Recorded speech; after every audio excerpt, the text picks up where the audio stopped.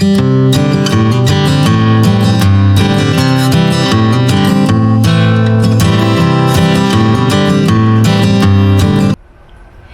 everyone, I hope you're doing well today.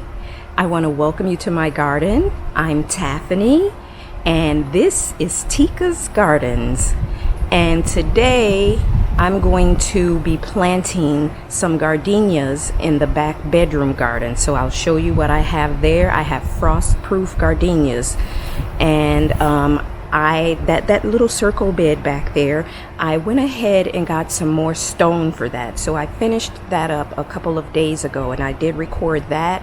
So I'm gonna stick that clip in here in this video so you can see what I did with that circle bed. And also this morning I went out to the garden center because I had 2 frost-proof gardenias and I wanted to get one more so I could fill in that whole middle section where the circle bed is. So while I was at the garden center, I got there shortly after it opened, so I was literally the first person and only person there. And I got so lucky. I just happened to go over to look and see if they had any broken bags because I haven't had luck the last few weeks. Everywhere I go, they're always empty. So I got lucky being the first person there this morning. They had their broken bags, and this particular garden center sells them 15 for $15. You have to get 15 bags.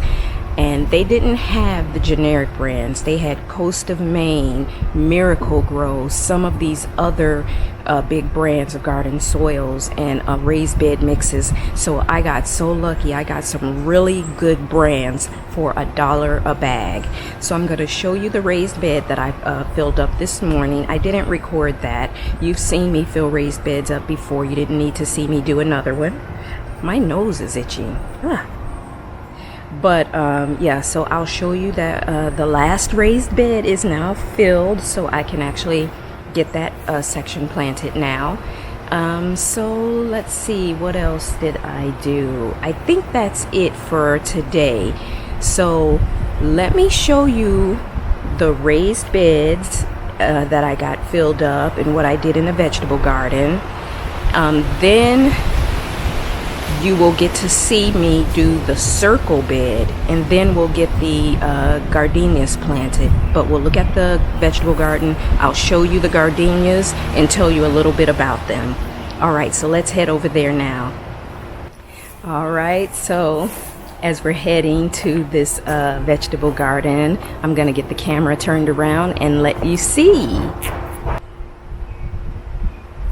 So as you can see, guys, this is the last raised bed. So all 4 of my new raised beds are officially filled up and I am so excited. And this bed probably has the best mixture of things in it. I have the bottom layer with leaves, which you saw me do a few videos ago.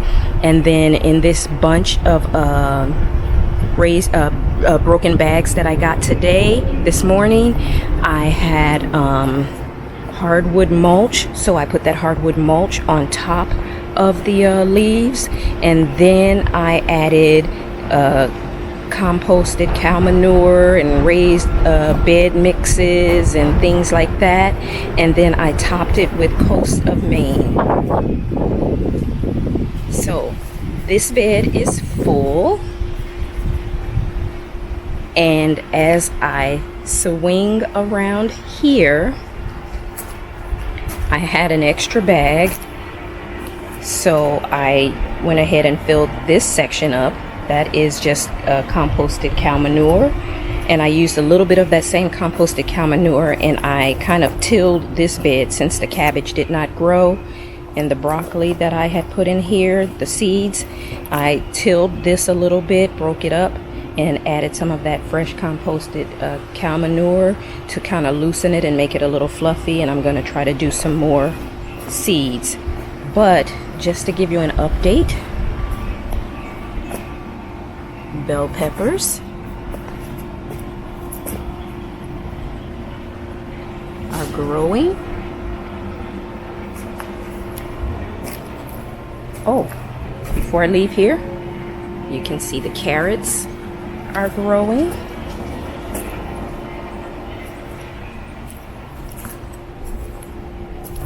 You can see the cabbage and stuff that I planted over here, and broccoli is doing good. These tomatoes are producing. I have picked tomatoes. Oops, I just bumped into one of my trellises. So the tomatoes are doing great. The blueberries are still growing. I picked blackberries this morning, so you didn't get to see that. After I finished filling the beds, I did pick some blackberries and take them in the house. I've been picking those every day.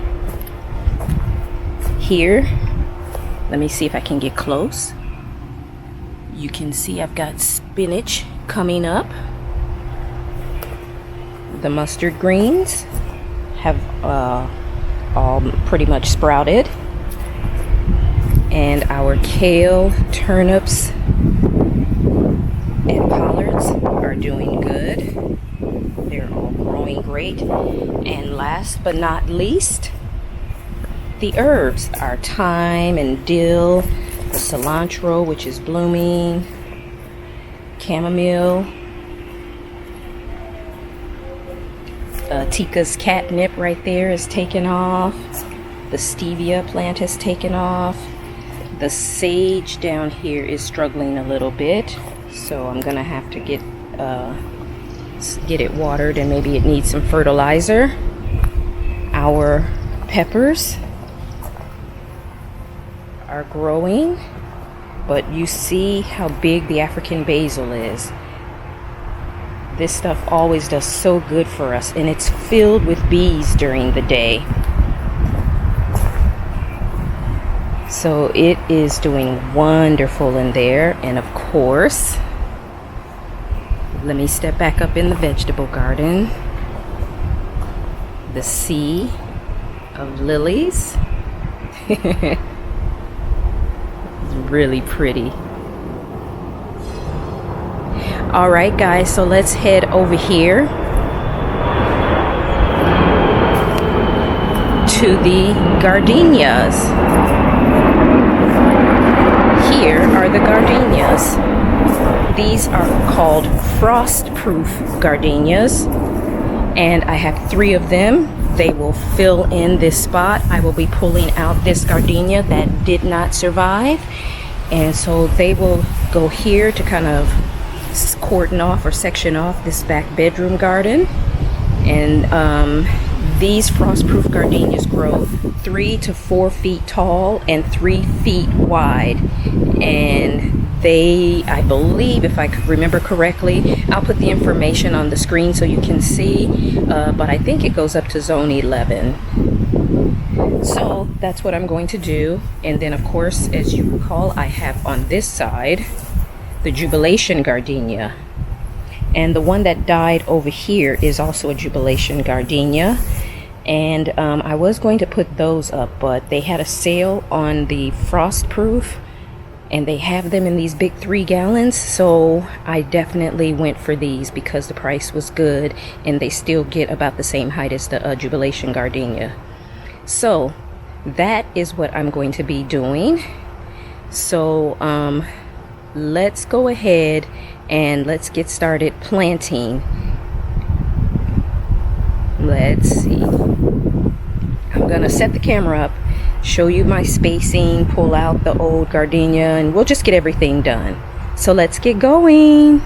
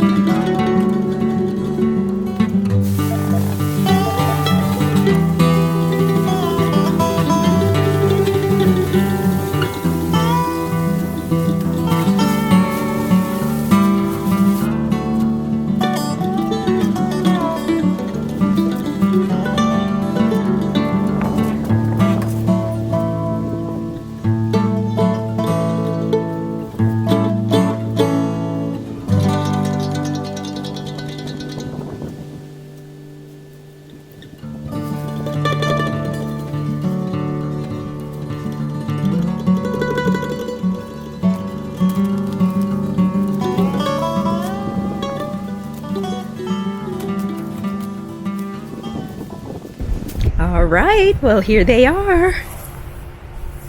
They look so good, guys. This is exactly what I was going for. Look at that. So they will grow to touch each other and provide a barrier to block the view into this back area, which will draw people in, making them want to come back and say, hey, what's back there in that back section?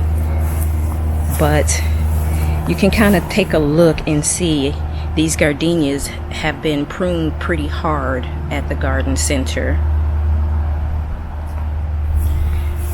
All three of them. So because of that, they are not full of blooms, but they do have some blooms and buds on them. But that's okay, as long as they are healthy. And this is what they look like from this angle. Very pretty. I love it, guys. This is exactly what I was going for. Yes, let me walk the path here and come out on this side a little further away. That one is kind of covered up right now by the lilies, but once the lilies stop blooming, you'll see it stand out more.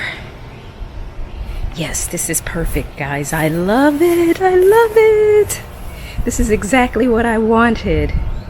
And now keep in mind, there will be some type of evergreen structure here. And in place of this Eugenia as well that did not make it.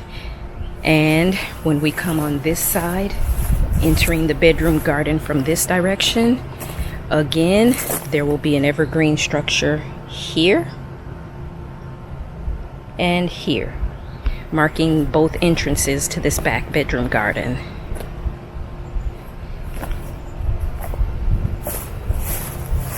Everything is very pretty. Doubling up the rocks, a necessity, but done in a way that makes it look nice. It's not too much.